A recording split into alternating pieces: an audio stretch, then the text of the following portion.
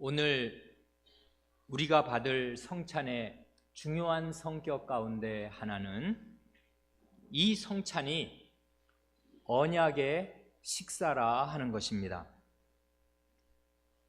방금 우리가 읽은 출애굽기 24장은 언약의 식사가 무엇인가를 잘 가르쳐 줍니다. 이 출애굽기 24장을 제대로 이해하기 위해서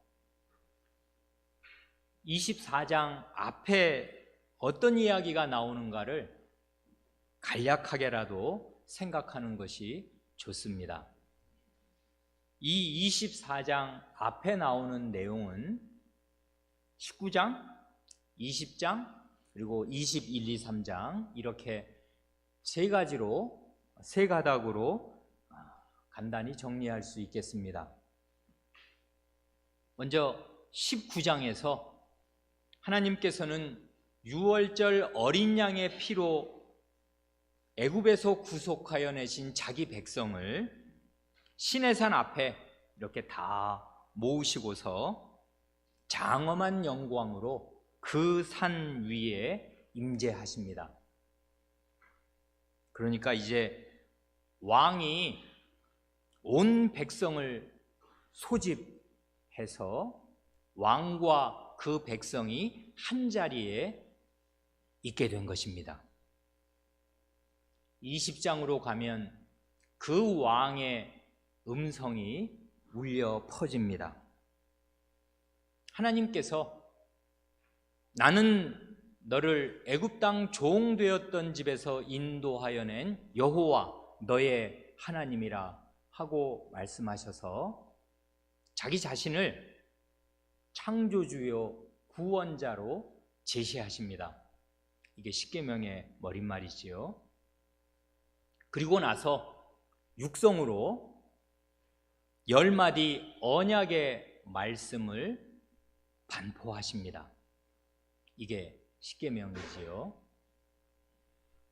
그리고 나서 그 다음 21, 2, 3장에서는 이 10마디의 말씀이 이 백성의 현실 생활에서 구체적으로 어떻게 지켜져야 하는가를 대표적인 사례들을 들어서 말씀하십니다.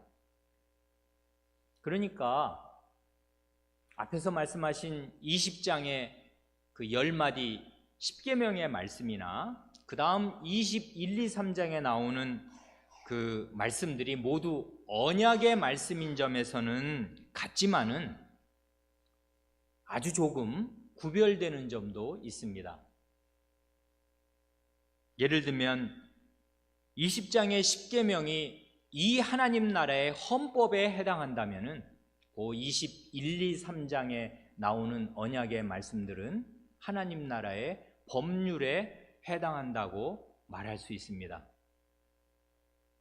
주신 형식도 두 가지 면에서 조금 구별되는데 20장의 10마디 말씀은 전무후무하게 하나님께서 온 백성 앞에서 직접 육성으로 하셨고 그 뒤에 21, 2, 3장에 나오는 언약의 말씀은 그 백성이 너무 두려워하니까 더 이상 하나님 육성을 듣기를 감당할 수 없다고 이렇게 호소하니까 그 다음 말씀은 모세라는 대언자를 통해서 대신 말씀을 전하게 하십니다.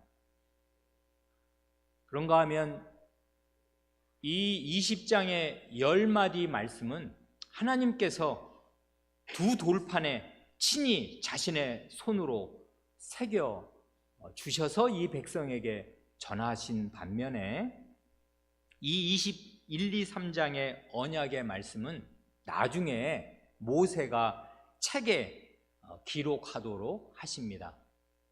그래 언약의 말씀을 기록한 책이라는 그 뜻으로 이 21, 2, 3장의 말씀을 언약서라고 합니다. 그 언약서라는 말이 오늘 우리가 읽은 24장 7절에 들어 있습니다.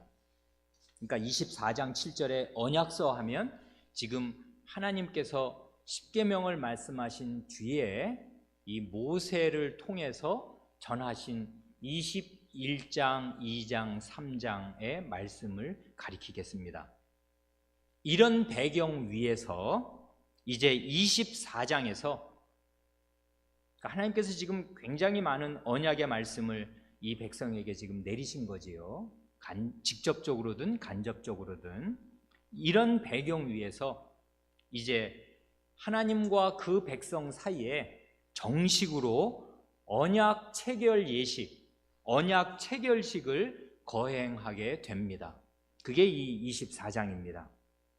그런데 이 언약 체결 예식에서 우리는 오늘 우리가 받을 이 성찬에 대한 아주 풍부한 교훈을 얻게 됩니다. 먼저 24장 1, 2절을 보면 여호와 하나님께서 백성의 대표들을 자기 자신에게로 부르십니다. 지금 하나님께서는 저 하늘에서 이 땅으로 내려오셔서 이 시내산 산 꼭대기에 계시고 그 백성은 산 아래에 다 모셔 서 있는 그런 상태인데 하나님께서 요 백성의 대표들을 하나님 자신에게 더 가까이 나아오도록 지금 부르시는 것입니다. 그래 1, 2절을 잘 보면 이 거룩하신 하나님께, 지금 산 위에 하나님이 계시잖아요. 이 산 위에 하나님께 가까이 나아가는데 어떤 등급이 있는 것이 사실입니다. 백성은 맨 아래, 산 아래에 있고요. 제사장 그룹, 그러니까 이 아론과 그 두 아들 나답과 아비후, 그리고 백성을 대표하는 70명의 70이라는 것은 뜻이 있지 않습니까? 그 하늘의 숫자 3에 땅의 숫자 4 더하면 7이고 그 곱하기 그 가득 찬 만수인 10을 곱하면 70이니까 70은 전체를 대표하는 수입니다. 그래 백성 전체를 대표하는 70명의 장로들은 산 중턱쯤에, 아마도 산에 더 올라와서 산 중턱쯤에 있습니다. 그런가 하면 그 가운데 모세는 하나님께 가장 가까이로 가서 산 꼭대기로 올라가게 됩니다. 그러면 대뜸 우리 생각에 하나님께 가까이 가는 데에서 백성은 배제되는 것인가 하면 전혀 그렇지 않습니다. 여러 증거들이 있는데 차차로 말씀드리겠습니다. 먼저 백성이 배제되지 않는다 하는 것을 말씀드릴 것은 백성은 자기를 대표하는 자기들의 제사장 안에서 그리고 자기들을 대표하는 이 70명의 장로들과 함께 말하자면 그리고 자기들의 총대표인 중보자 모세 안에서 함께 하나님께로 나아가는 것입니다. 이 1, 2절에서 주목해야 할 중요한 사실은 먼저 거룩하신 하나님의 부르심이 있다는 사실입니다. 하나님께서 부르신다 하는 것입니다. 그 부르심이란 이 본문을 잘 읽으면 다름이 아니라 하나님 자신에게로 오라는 부르심입니다. 하나님 자신에게 가까이 나아오도록 부르십니다. 그런데 성찬이야말로 주님 자신에게로 부르시는 주님의 부르심이 아닙니까? 주님께서 친히 제정하셨기에 식사의 이름도 주님 자신의 만찬입니다. 이 식탁도 주의 상입니다. 그래 떡도 주님의 떡입니다. 잔도 주님의 잔입니다. 주님께서 그러니까 내 떡이야, 내 잔이야, 내가 베푼 내 식탁이야 하시는데 그 주님의 식탁으로 주님의 자녀들을 부르십니다. 주님께서 성찬상의 주인으로 임재해 계시면서 이를 행하라 하시는 그 육중한 말씀으로 자기 백성을 이 성찬상으로 부르십니다. 그 다음 3절을 보면 모세가 하나님께 들은 말씀을 백성에게 전합니다. 그게 이 21, 2, 3장의 그 말씀 아니에요. 20장의 말씀은 온 백성이 다 하나님께로부터 직접 들었고요. 그 다음에 말씀은 모세가 너무 두렵다고 해서 모세가 대신 듣고서 이제 그 들은 말씀을 이 백성에게 지금 전합니다. 그랬더니 백성의 응답이 나옵니다.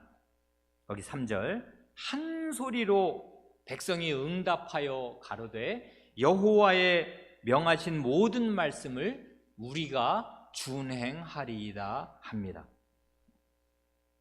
이걸 보면 하나님께서 자기 백성에게 하시는 말씀이 여기 있고요, 동시에 백성이 하나님께 드리는 말씀이 있습니다. 하나님의 말씀이 있고 그 말씀에 대한 백성의 응답이 있고, 말과 말이 지금 오고 가는 것입니다. 그러니까 백성이 배제되거나 그냥 가만히 수동적으로 앉아있는 것이 아니고요, 활발하게 이 언약 체결식에 참여하는 것입니다. 하나님의 말씀을 듣고 그 말씀에 순종하겠다고 서약하는 것입니다. 이 성찬이야말로 이러한 언약의 교제이며 충성의 서약 아닙니까? 먼저 주님께서 언제든지 말씀하십니다. 자신의 몸이 찢겨지신 이유와 자신이 피를 흘려 목숨을 바친 이유가 무엇인가를 자기 백성에게 말씀하십니다. 그러면 그 말씀을 들으면서 그 주님의 몸과 피를 먹고 마시는 주님의 백성은 이런 큰 사랑을 주님께로부터 내가 받았으니 이제 주님의 모든 말씀에 순종하고 살겠노라고, 그리고 그런 주님께 그 고통과 죽음을 가한 죄를, 그 미운 죄를 더 이상 즐기고 살지 않겠노라고 굳게 결심하고 주님께 서약합니다. 그게 성찬 아닙니까? 4절 이하를 보면 모세가 자기가 전한 하나님의 말씀을 이제 기록합니다. 그리고 다음 날 아침에 제단을 쌓고 그 12기둥을 세웁니다. 그러니까 하나님 이 이스라엘 백성은 이 12기둥 안에 들어가 있는 것이지요. 이 12기둥은 이스라엘 12지파를, 거기 있는 백성이 배제되지 않는 그 12지파를 상징해서, 대표해서 지금 세우는 것 아닙니까? 그래, 제단을 쌓고 백성을 대표하는 12기둥을 세우고, 그리고 거기에 번제와 화목제를 드립니다. 이 화목제의 제물이 소입니다. 소를 잡으면 소는 꽤 크니까 피가 많이 나올 거 아닙니까? 그래, 이 소의 피로 하나님과 그 백성이 지금 언약을 맺는 것입니다. 그 언약을 맺는 방식이 거기에 나오는데요, 이 소피를 여러 그 대야에, 양푼이라고 여러 대야에 담습니다. 한 대야에 담으면 이게 엄청 커야 될 거 아니에요. 여러 대야에 소피를 나누어 담고 절반은 그렇게 그 대야에 담아두고 나머지 절반은 제단에 다 뿌립니다. 그러니까 이 제단은 지금 소피의 절반을 받았습니다. 그러기 전에 이제 먼저 절반을 이제 제단에 뿌렸고, 지금 여러 양푼에 담아둔 나머지 절반의 피를 백성에게 뿌릴 참인데, 그러기 전에 하는 일이 하나 있습니다. 그게 7절 나오지 않습니까?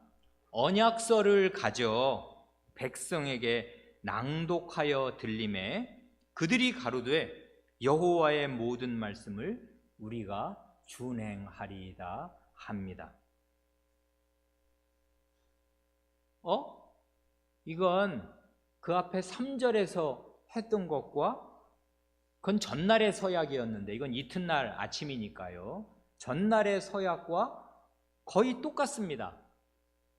다른 점이 있다면은, 전날에는 모세가 구두로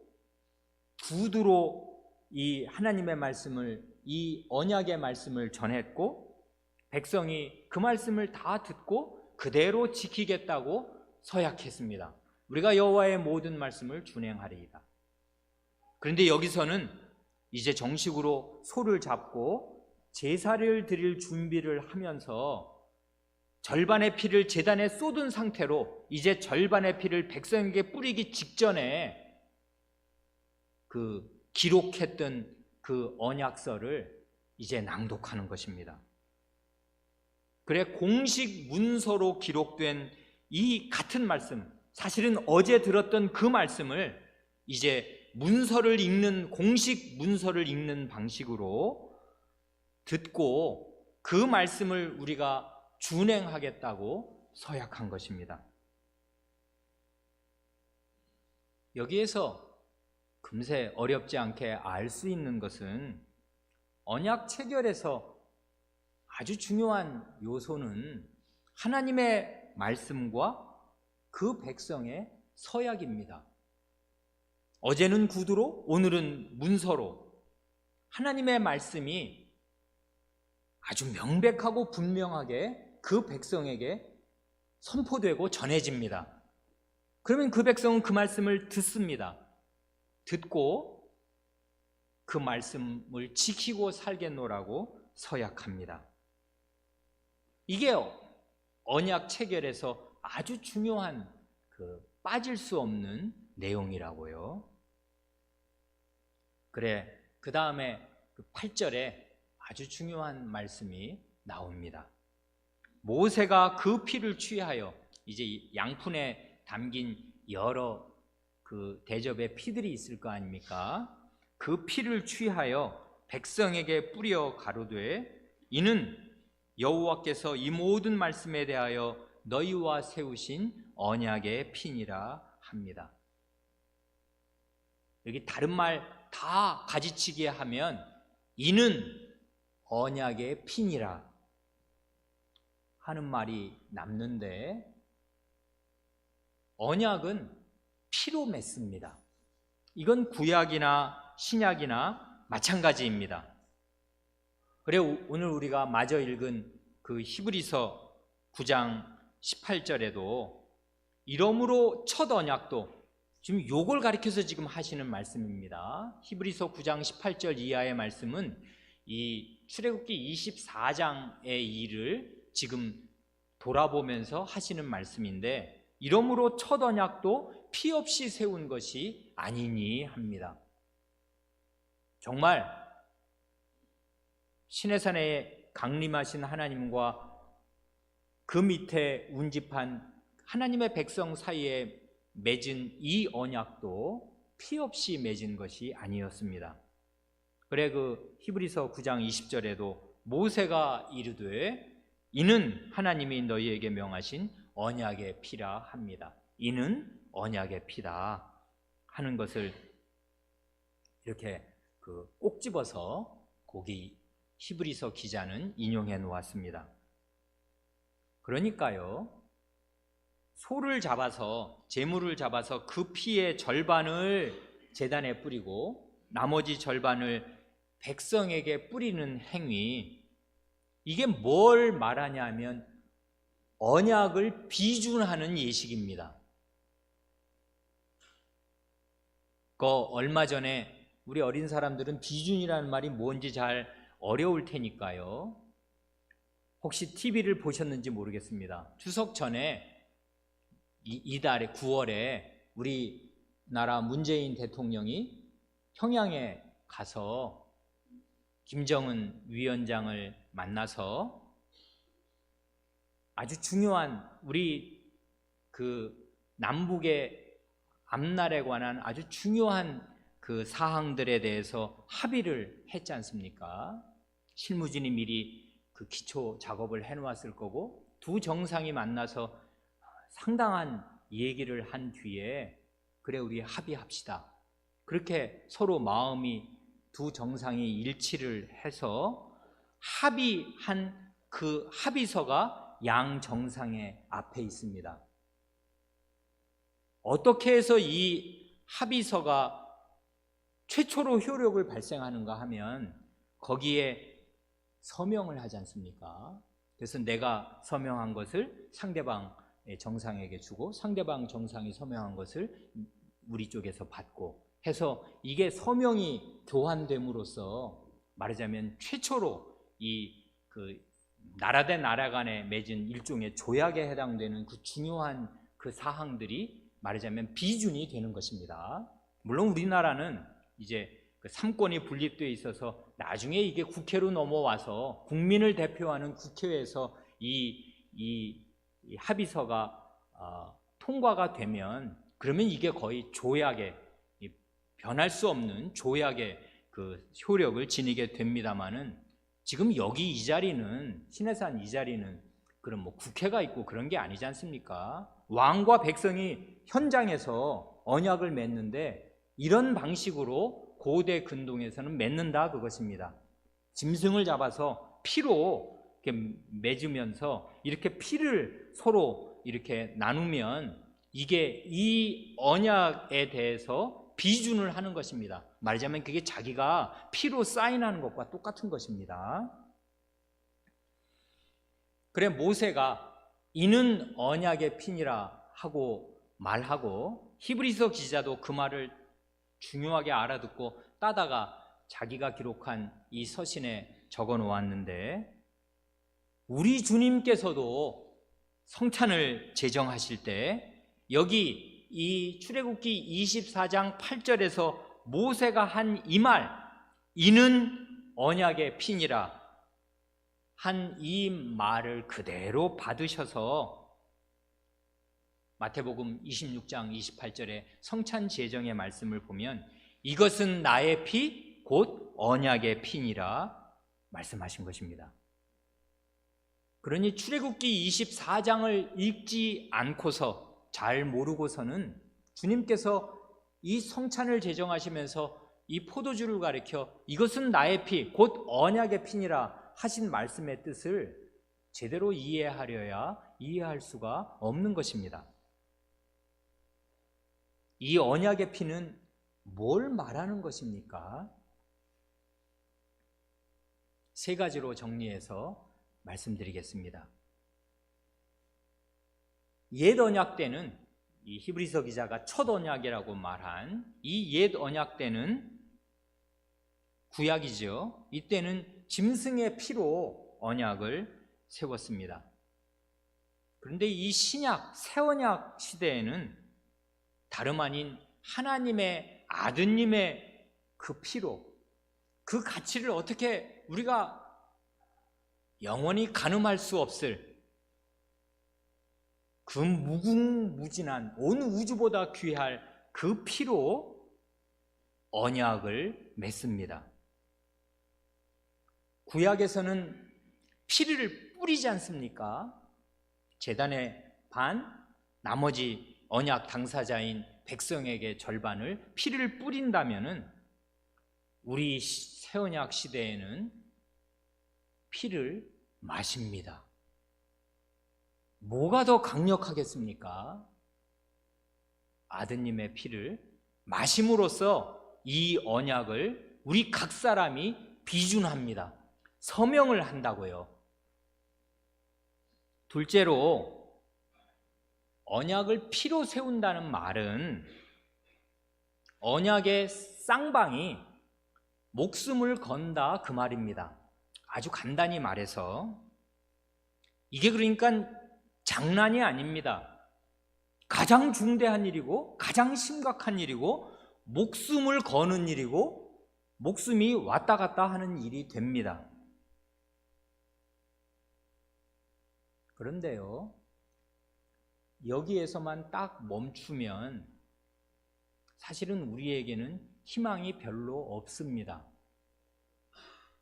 우리는 이 24장에서 두 번이나 그 이틀에 걸쳐서 전날 모세가 구두로 전한 하나님의 말씀을 우리가 듣고 준행하겠다고 피로써 서약한 이 사람들, 그리고 그 다음 날에는 공식 문서로 선포된 그 말씀을 똑같이 듣고 우리가 이 말씀을 지켜 행하겠다고 서약했던 피로 서약한 그 백성이 며칠 뒤에 어떻게 되었는지 다 압니다. 그게 우리 아닙니까? 우리가 하나님 말씀 다 지키고 살겠다고 결심하고 서약할 수 있습니다. 서약해야 합니다마는 그 서약 잘 지킵니까? 안 지키면 어떻게 될 거예요? 하나님의 아드님의 피로 언약을 맺고 피로 그걸 비준했는데 그 언약을 깨트리면 어떻게 될 것입니까? 살 길이 없는 것입니다, 사실은. 그러니 이 피로 언약을 맺는다는 것은 이게 대단히 안 맺으면 하나님과 아무 상관없이 하나님은 하나님대로 하늘에 계시고 나는 나대로 이 땅에 살면 평생 애굽의 노예로 살겠습니까? 그리고 애굽에서 나와서 우리끼리 살면 또 그게 뭐겠습니까? 하나님 없이 살면. 그러니 이러지도 못하고 저러지도 못하는 것이 우리의 형편입니다. 이 구원하여 주신 창조주요 구원자이신 하나님의 언약 백성으로 살기는 살아야 되겠는데, 그러려면 언약을 지키고 살아야 되는데 언약을 늘 깨는 게 우리라 그 말입니다. 그래, 세 번째로 이 언약의 피가 뜻하는 게 무언가? 여기에서 드린 두 가지 제사는 번제와 화목제입니다. 그렇지만은요, 번제든 화목제든 간에 제물의 피와 죽음이 당연히 전제되어 있습니다. 번제는 제물을 잡아서 다 각을 떠서 온전히 태워서 드리는 제사이고요, 화목제도 결국은 제물을 죽여서 드리는 제사입니다. 말하자면 제물을 죽이고 피를 흘리고 이렇게 할 때 거기에 속죄제가 당연히 전제되어 있는 것입니다. 번제와 화목제를 드릴 때 속죄의 의미가 그 안에 들어 있습니다. 이 사실을 속죄제를 드리지 않았음에도 이 히브리서 기자는 출애굽기 24장을 자기 이 서신에 인용하면서 이 점을 가장 중요하게 말합니다. 피로 정결하게 된다는 것. 그래서 히브리서 9장 우리가 읽은 22절 그 마지막 말씀이 피 흘림이 없은즉 사함이 없느니라 하고 못 박아 말해서 이 피 흘림을 사죄와 연결시킵니다.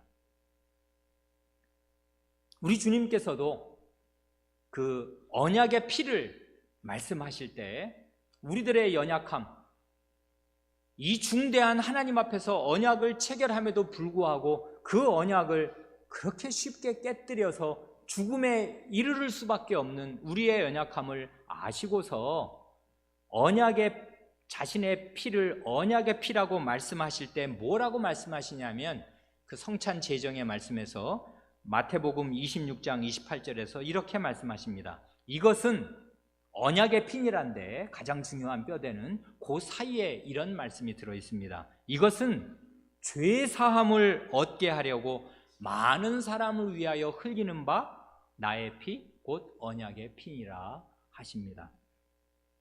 그러니까 이 언약의 피가 중대한 것이고 목숨을 거는 것이고 이걸 어기면 죽는다, 난 죽어도 좋다 하는 약속임에 틀림이 없습니다마는 그 약속을 제대로 지킬 수 없는 사람들의 죄를 또한 씻어주는, 해결해주는 피입니다. 그래 하나님께서는 바로 이런 방식으로 구약시대부터 그 짐승의 피를 잡아서 이 백성과 언약을 체결하십니다. 이 피를 보시면서, 그리고 마지막에 흘릴 아드님의 그 보혈을 보시면서 이 언약을 무수히 깨트린 언약 백성들의 죄를 간구하십니다. 넘어가 주신다고요. 마지막으로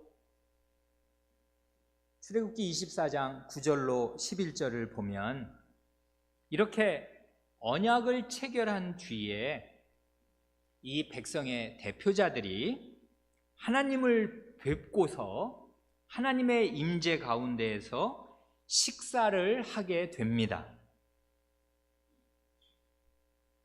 그러니까 그 먼저 이 번제와 화목제를 드렸지 않습니까?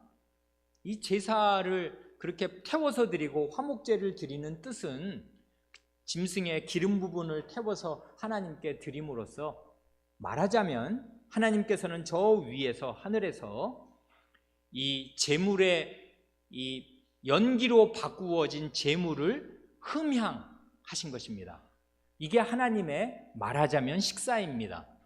이 제물을 하나님께서 그래 내가 즐겨 받으마 하고 하나님께서 받으시고 잡수신 것입니다. 그렇게 하고 이제 화목제 제물을 하나님께서 일부를 먼저 드신 다음에 그 화목제 제물은 백성에게 주셔서, 그건 하나님이 받으신 것이니까 하나님의 고기이고 하나님의 제산인데 하나님의 음식이 된 것인데, 이것을 이제는 백성에게 나누어 주셔서 너희도 내 앞에서 함께 먹고 나와 화목을 나누자. 그래서 그게 화목제 아닙니까? 그거와 똑같이 이 번제와 화목제에 식사를 하신 하나님께서 백성의 대표들도 하나님 앞에서 하나님을 뵙는 그 자리에서 먹고 마시게 하여 주십니다. 이처럼 국가 간에나 개인 간에 중요한 언약을 서로 체결한 뒤에 함께 식사를 하는 것, 이게 언약 체결식의 맨 마지막 순서고, 이게 고대 근동의 아주 뿌리 깊은 문화였습니다. 창세기에 이에 관한 중요한 예들이 두 군데 나오는데, 창세기 26장을 보면 이삭이 그 블레셋의 그 아비멜렉과 군대장관 비골이 이 이삭과 그 우물 문제로, 그때는 물이 생명이니까요, 우물이 있어야 자기들도 먹고 그 양들도 그 다 목축을 할 수 있는데, 그 우물물이 굉장히 중요한데 이걸 가지고 서로 굉장한 다툼들을, 이 목숨이 걸린 것이나 똑같습니다. 다툼을 했지 않습니까? 그래 떨어져 살았다가 이 사람들이 이삭을 찾아옵니다. 이삭을 보니까 하나님의 복을 주셔서, 이게 어떤 그 사람들은 이방인이니까 하나님이 누구신지 잘 모르지만 하나님께서 어떤 신이, 거대한 신이 함께 하시는 굉장히 중요한 사람임에 틀림이 없다, 그렇게 알고 이 사람과 싸워서는 내가 승산이 없겠다 생각하고 화친을 청합니다. 그래 이 26장에 보면 이 블레셋 아비멜렉과 군대장관을 맞아서 서로 상호 불가침 조약을 맺습니다. 맹세로 언약한다고요. 그러고 나서 함께 식사를 합니다. 이게 언약이 체결되었다. 이 언약 안에서 당신과 나는 적이 아니고 한편이고 서로 돕는 우방이다, 동맹이다 하는 뜻으로 같이 밥을 먹는 것입니다. 밥은 친한 사람하고, 일단은 가족하고 먹는 것이고 친한 사람들끼리 먹는 거 아닙니까? 생전 처음 보는 사람하고 마주 앉아서 같이 밥 먹는 일은 없는 것 아닙니까? 그런가 하면 그 창세기 31장에서 그 야곱이 그 20년간 살던 그 라반의 집에서 말하자면 나중에 도주를 하게 되지 않습니까? 그래 도망쳐 나오다시피 자기 아내와 자식들과 자기가 확보한 재산을 이끌고 나옵니다. 그런데 도둑 맞았다고 생각한 이 삼촌이 자기 자식들을 거느리고서 가솔들을 거느리고 잡으러 옵니다. 그래 만났는데 하나님이 그 전에 이 사람에게 강력하게 경고하셔서 너 야곱에게 손대면 죽을 줄 알아라 하고 경고하셨기 때문에 야곱에게 어떻게 손댈 수가 없고 거기에 돌을 쌓고 조약을 맺습니다. 이 돌을 경계로 해서 나는 니네 지경으로 넘어가지 않고 너희도 우리 지경으로 와서 우리를 해치지 않는다고 약속하자. 그래 이건 집안과 집안 사이에 조약을 말하자면 이것도 상호 불가침 조약을 맺은 것입니다. 그렇게 맺고 나서 함께 먹습니다. 이게 아주 언약 체결에서 중요한 피날레라고요. 언약을 체결하면 같이 밥 먹음으로써 우리가 서로 친한 관계이고 화목을 누리는 관계라는 사실을 확정하는 것입니다. 그래 이 언약의 식사, 언약이 맺어지고 나면 같이 식사하고 끝내는 이것이 구약 대대에 말하자면 고대 근동의 뿌리 깊은 전통입니다. 우리가 오늘 받는 이 성찬은 우리 주님의 피로 언약을 체결하면서 주님 자신의 임재 가운데 먹고 마시는 언약의 식사입니다. 그러니 이 언약의 식사에는 늘 엄숙함과 함께 이건 피가 있으니까요. 피로 맺으니까 이게 장난으로 건성건성 임할 수가 없습니다. 엄숙함이 있지만 동시에 아주 즐거운 화목이 있습니다. 주님과 우리 사이에 원수되었던 것이 해소되었습니다. 죄가 청산되었습니다. 반역이 끝났습니다. 충성서약이 있습니다. 그래 주님과 우리 사이에 화목이 있습니다. 동시에 이 한 언약에 참여하는 언약 백성들 사이에도 화목이 있습니다. 언약의 식사 가운데 아주 현저하고 즐거운 것, 어느 누구라도 모를 수 없는 것이 바로 혼인식 식사입니다. 혼인식 피로연.